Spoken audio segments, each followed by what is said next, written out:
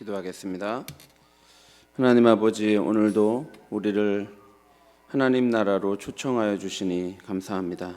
아버지 하나님, 우리가 그 초청에 응답하여서 이렇게 하나님 앞에 나와 예배하게 하시니 참으로 감사합니다. 하나님 아버지, 이 시간 우리가 하나님과 교제함으로 말미암아 하나님을 더욱 많이 알아가게 하시고 우리의 또한 죄를 보고 회개함으로 돌이키는 시간 될 수 있도록 인도하여 주옵소서. 예수님의 이름으로 기도하옵나이다. 아멘. 찬송가 91장입니다. 찬송가 91장 하시겠습니다.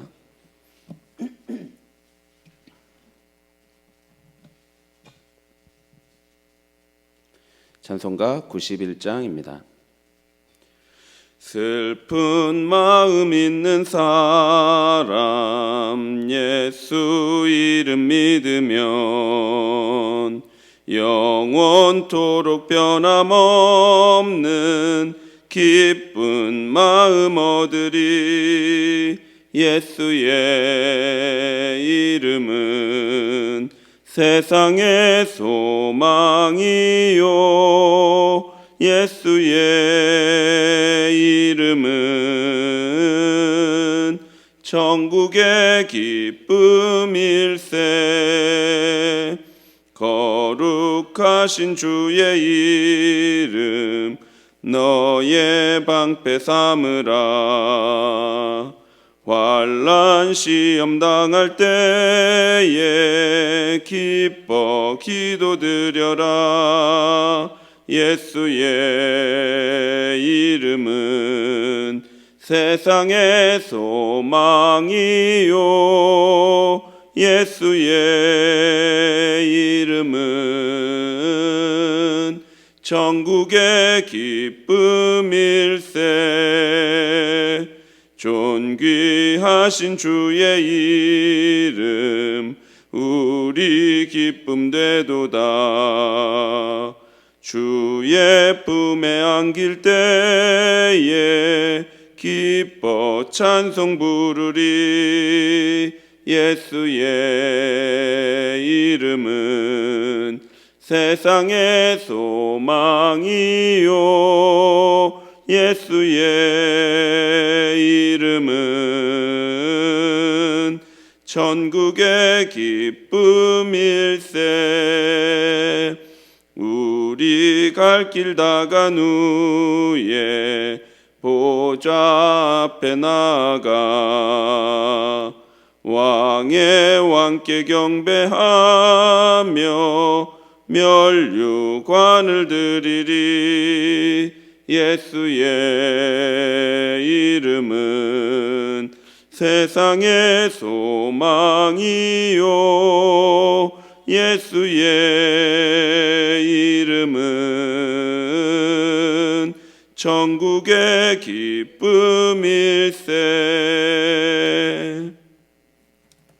성경 말씀 누가복음 13장 1절에서 9절입니다. 누가복음 13장 1절부터 9절까지 말씀입니다. 누가복음 13장 1절부터 9절까지 한 절씩 교독하겠습니다. 그때 마침 두어 사람이 와서 빌라도가 어떤 갈릴리 사람들의 피를 그들의 제물에 섞은 일로 예수께 하려니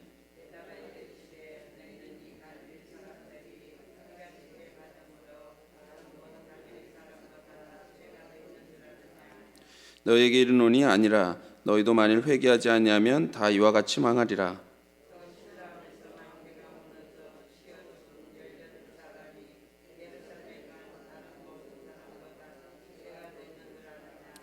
너희에게 이르노니 아니라 너희도 만일 회개하지 아니하면 다 이와 같이 망하리라.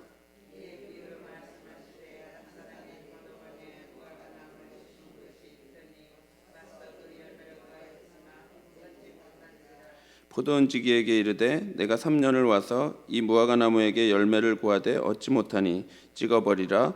어찌 땅만 버리게 하겠느냐.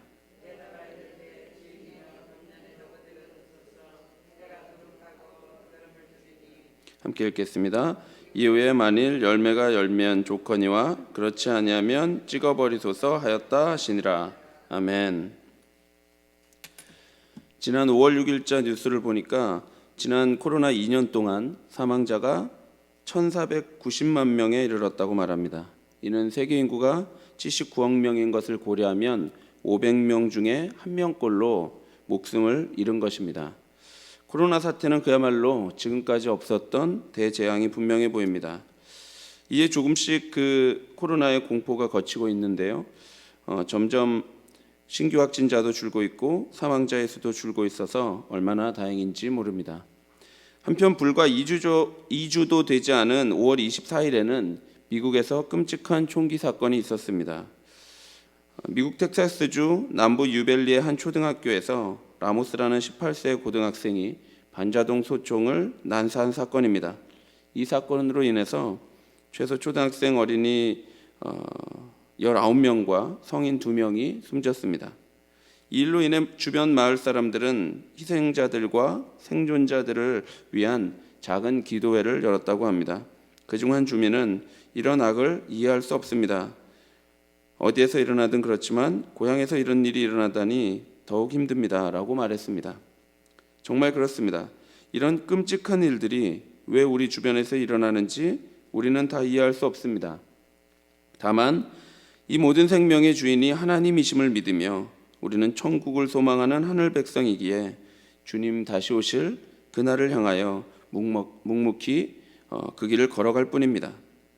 본문 1절에 보면 그때 마침 두어 사람이 와서 빌라도가 어떤 갈릴리 사람들의 피를 그들의 제물에 섞은 일로 예수께 아뢰니 이렇게 말합니다. 이는 우리가 서두에서 코로나와 총기 사고를 다루었듯이 두어 사람이 와서 예수님께 최근 일어난 사건을 즉 긴급 뉴스를 알린 것입니다. 그 사건을 이름하자면 빌라도 학살 사건이라고 말할 수 있습니다. 당시 유대인들은 끊임없이 독립운동을 일으켰고 로마 당국은 무력 통치로 대응했습니다. 따라서 둘 사이의 마찰은 불가피했습니다. 1세기 역사가인 요세푸스에 따르면 당시 실제로 빌라도가 백성들에게 폭력을 행사했던 몇 가지 기록이 있습니다. 빌라도는 유대인들의 종교적 관습을 경멸했고 사마리아 사람들을 대량 학살하는 일들도 있었습니다. 물론 본문에 나오듯이 갈릴리 사람들의 피를 제물에 섞은 일에 대한 구체적인 묘사는 없지만 요세푸스의 전반적인 보고를 보면 본문 1절에 고발하고 있는 빌라도의 잔혹한 모습과 일치합니다. 1절 본문에 따르면 갈릴리인들의 제사와 관련이 있는 그런 사건이었음을 알 수가 있습니다. 특별히 유대인들이 한 곳에 모이는 6월절에는 로마 총독과 군대가 예루살렘에 머물렀고 유대인들과 로마인들 간에는 긴장감이 고조되었습니다. 제사를 드리려면 짐승의 피를 모아서 제단에 붓는 것은 제사장이 하는 일이었지만 그 전에 짐승을 실제로 죽이는 일은 그리고 제물을 바치는 그런 일은 제물을 바치는 자의 몫이었습니다. 그런데 빌라도는 유대인이 짐승을 제물로 죽인 것처럼 순례자들을 학살한 것으로 보입니다. 그리고 갈릴리인들의 피를 그들의 제물에 섞은 것이죠. 두어 사람은 이 끔찍한 사건을 예수님께 와서 속보하며 알린 것입니다. 그런데 2절에 예수님의 반응이 이러합니다. 대답하여 이르시되 너희는 갈릴리 사람들이 해 받음으로 다른 모든 갈릴리 사람보다 죄가 더 있는 줄 아느냐. 이 예수님의 대답은 사람들이 그들의 죽음을 보고 어떤 생각을 했는지를 가르쳐 줍니다. 사람들은 마치 희생제물처럼 끔찍하게 학살당한 그 죽음을 보면서 이 죽은 사람들은 죄가 더 있었을 것이다 라고 여긴 것입니다.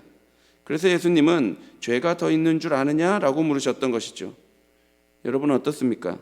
이렇게 학살당한 갈릴리인들은 다른 갈릴리 사람보다 더 죄가 많은 것입니까?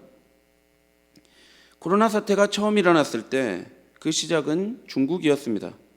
이는 심각한 전염병의 시작이었고 많은 이들은 중국을 주목했습니다. 그리고 대형교회, 소형교회 가리지 않고 몇몇 목회자들은 중국이 선교사들을 박해하고 교회를 핍박해서 그 죄로 인해 벌을 받은 것이다 이렇게 말했습니다. 이에 많은 성도들은 그 말에 고개를 끄덕였고 긍정했습니다. 실제로 대형교회 목회자의 그런 발언도 제가 들은 바가 있고, 섬기던 성도께서도 진지하게 그런 이야기를 제게 하신 적도 있습니다. 우리가 재앙을 겪을 때 사람들의 미성숙한 반응은 아픔을 당하고 있는 사람들에게 더욱 큰 상처를 줍니다. 우리 주변에는 가족 중에 아버지를 잃은 사람도 있고 어머니를 잃은 사람도 있습니다. 심지어 자녀를 잃은 고통을 겪는 분들도 있을 것입니다. 또는 이해할 수 없는 질병으로 고난당하는 분들도 있습니다. 우리 주변에는 불의의 사고나 어떤 다른 일들로 가족을 잃거나 장애를 갖게 되는 경우들도 있죠. 이러한 경우에 절대로 이 사람들의 죄가 더욱 많다고 말할 수 없습니다. 그 판단은 우리의 영역이 아닙니다. 우리의 몫이 아닙니다. 불의의 사고를 당한 수많은 사람들이 모두 죄가 많아서 고통을 당했다면, 중국인들이 더욱 죄가 많아 코로나에 고생했다면 우리 모두는 지금 이렇게 살아있을 수 없을 것입니다. 아마 제일 먼저 국가대표급 죄인인 제가 이 자리에 없을 것입니다. 따라서 성도가 알 수 없는 고난을 겪을 때 함께 기도하기보다 그런 일을 당할 만해서 당했다라고 여겨서는 안 되며, 더더욱 그런 생각을 입 밖으로 발설해서는 절대로 안 됩니다. 그것은 옆에서 고통당하는 그 성도에게 더욱 큰 상처를 주는 일이 될 뿐이기 때문입니다. 이후에 코로나는 중국뿐만 아니라 전 세계로 확산되었습니다. 우리나라에도 이 엄청난 재앙이 불어닥쳤죠. 그리고 사람들은 그제서야 잠잠해졌습니다. 선교사를 박해했던 중국뿐 아니라 선교사를 보내는 수많은 나라들이 코로나로 인해 큰 재앙을 겪었기 때문입니다. 그렇다면 이제는 반대로 미국이나 영국 같은, 또는 대한민국 같은 나라가 더 죄가 많은 것입니까? 따라서 이런 식의 사고는 여러분 위험합니다. 특정 나라나 민족이나 개인에게 재앙이 닥쳤다고 해서 그 민족이나 사람이 죄가 더 많다고 말할 수 없습니다. 그것은 우리에게 계시된 바가 없습니다. 따라서 강단에서는 더더욱 그런 말을 해서는 안 되며, 우리들의 입으로도 가볍게 사람들의 아픔을 말하고 상처 주는 행동을 해서는 안 될 것입니다. 예수님은 4절에 또 다른 사건을 예로 말씀하십니다. 또 실로암에서 망대가 무너져 씌어 죽은 18사람이 예루살렘에 거한 다른 모든 사람보다 죄가 더 있는 줄 아느냐? 당시 많은 사람들에게 알려진 사건일 것입니다. 너희가 아는 그 망대 사건, 그때 죽은 18명의 사람들 또한 그럼 죄가 더 많은 것이냐? 이렇게 예수님이 질문하고 있는 겁니다. 3절과 5절에 예수님이 그 답변을 주십니다. 아니라, 그렇지 않다는 겁니다. 죄가 더 많아서 그런 재앙을 당한 것이 아니라고 말씀합니다. 너희에게 이르노니 아니라, 너희도 만일 회개하지 아니하면 다 이와 같이 망하리라. 우리가 천재지변을 통한, 또는 학살이나 불의한 사고를 통해 일어나는 죽음을 보면서 생각해야 할 것은 그 사람이 죄가 많았구나 라는 것이 아닙니다. 자기 자신의 죄를 보고 나도 회개하지 않으면 망할 수 있는 것을 두려워하라고 말씀하고 있습니다. 오늘 말씀 1절에 보면 그때 마침이라고 시작됩니다. 이때는 언제냐 하면 12장 마지막 문맥의 그때입니다. 예수님은 12장 54절 이후에 너희가 구름이 서쪽에서 이는 것을 보면 소나기가 오리라는 것을 알고 바람이 남쪽에서 부는 것을 보면 심히 더우리라는 것을 알면서, 그렇게 천지의 기상은 분간할 줄 알면서 어찌 이 시대는 분간할 줄 못하느냐, 이렇게 말씀한 것입니다. 천지의 기상은 분간할 줄 알면서 곧 너희 앞에 있을 심판의 때를 왜 두려워하지 않느냐고, 왜 준비하지 않느냐고 말씀하신 것입니다. 따라서 예수님은 갈릴리 사람들의 죽임당함을 보고, 또한 망대가 무너져 죽은 18사람을 보면서 저들은 죄가 많아서 저런 끔찍한 일을 당했을 거야 라고 생각하는 사람들에게 그렇게 생각하지 말고 내 앞에 하나님 나라가 가까이 왔음을 깨닫고 회개하라고 말씀한 것입니다. 예수님은 또한 비유로 말씀하시는데요, 6절에 보니까 한 사람이 포도원에 무화과 나무를 심은 것이 있더니 와서 그 열매를 구하였더니 얻지 못한지라 라고 합니다. 그러니까 7절에 주인이 포도원지기에게 이렇게 말씀합니다. 3년 동안 열매가 없는 이 나무를 찍어버리라. 열매도 없는 나무를 계속 두는 것은 땅만 버리게 하는 일이기 때문입니다. 그러자 포도원지기가 주인에게 이렇게 말합니다. 8절에서 9절입니다. 대답하여 이르되 주인이여 금년에도 그대로 두소서. 내가 두릅하고 거름을 줄이니 이후에 만일 열매가 열면 좋거니와 그렇지 않으면 찍어버리소서 하였다 하시니라. 이 열매 없는 나무는 이스라엘을 가리킵니다. 열매 없는 무화과 나무는 가망이 없어 보입니다. 잘라내는 것이 훨씬 현명한 선택입니다. 우리의 죄악을 보면 정말 그렇게 보입니다. 아무런 희망이 없어 보입니다. 당장이라도 뽑혀져야 하며 당장이라도 잘려져야 합니다. 그러나 포도원지기는 그 나무가 열매를 맺도록 살려주기를 구하고 있습니다. 그리고 이스라엘 땅에 회개가 일어나도록 그 땅을 두릅하고 거름을 주겠다고 말씀하고 있습니다. 이는 회개에 합당한 열매를 위해 복음의 씨앗을 뿌리는 예수님의 사역과 같습니다. 사랑하는 성도 여러분, 우리는 모두가 죄와 허물로 죽어야 하는 인생들입니다. 그러나 하나님께서는 그런 우리를 오래 참아주십니다.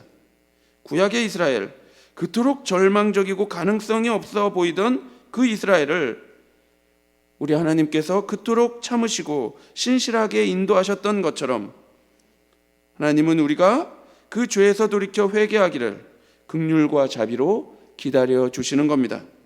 따라서 주변의 천재지변이나 이해할 수 없는 죽음을 보면서 내게도 곧 심판의 때가 있음을 알고 회개함으로 천국을 준비하라고 말씀하고 있는 것이죠. 사랑하는 성도 여러분, 이 기다림이 물론 우리 주님은 오래 참으시지만 그렇다고 영원한 기다림은 아닙니다. 9절에 보면 이후에 만일 열매가 열면 좋거니와 그러면 참 좋겠지만 그렇지 않으면 어떻게 됩니까? 찍어 버리움을 받게 됩니다. 따라서 예수 그리스도의 초림과 재림 사이에 이 종말의 때를 살아가는 우리 모두는 두렵고 떨리는 마음으로 우리 주님 다시 오실 그날을 준비해야 합니다. 그 준비는 우리가 죄에서 돌이켜 회개하는 것이고 주 예수를 믿는 것입니다. 우리 모두가 오늘 하루 죄의 자리에서 떠나 예수 그리스도를 구주로 영접하는 인생을 살기를 바랍니다. 그래서 예수 그리스도의 그 선하신 통치에 따라 충만하게 살아가는 우리 모두가 되기를 바랍니다. 기도하겠습니다. 하나님 아버지, 우리를 예수 그리스도의 그 십자가 보혈로 구원하여 주심으로 말미암아 우리가 천국 백성으로 천국을 사모하며 살아가게 하여 주시니 참으로 감사합니다. 하나님 아버지, 우리의 이 소망이 우리의 삶으로 드러나게 하여 주시옵소서. 오늘 하루 우리가 죄에서 돌이키게 하시고 죄의 자리를 떠나게 하시며 오직 예수 그리스도만 믿음으로 하루하루를 살아갈 수 있도록 인도하여 주옵소서. 예수님의 이름으로 기도하옵나이다. 아멘. 하늘에 계신 우리 아버지여, 이름이 거룩히 여김을 받으시오며 나라의 임하옵시며 뜻이 하늘에서 이룬 것 같이 땅에서도 이루어지이다. 오늘날 우리에게 일용할 양식을 주옵시고 우리가 우리에게 죄 지은 자를 사하여 준 것 같이 우리 죄를 사하여 주옵시고 우리를 시험에 들게 하지 마옵시고 다만 악에서 구하옵소서. 대개 나라와 권세와 영광이 아버지께 영원히 있사옵나이다. 아멘. 우리가 예수를 구주로 믿어 죄에서 돌이켜 열매 맺는 삶을 살도록 기도하시고 주변의 고난 중에 있는 성도들을 위해 대신방을 위해 교회당 건축을 위해 기도하시고 개인적으로 기도하시기 바랍니다.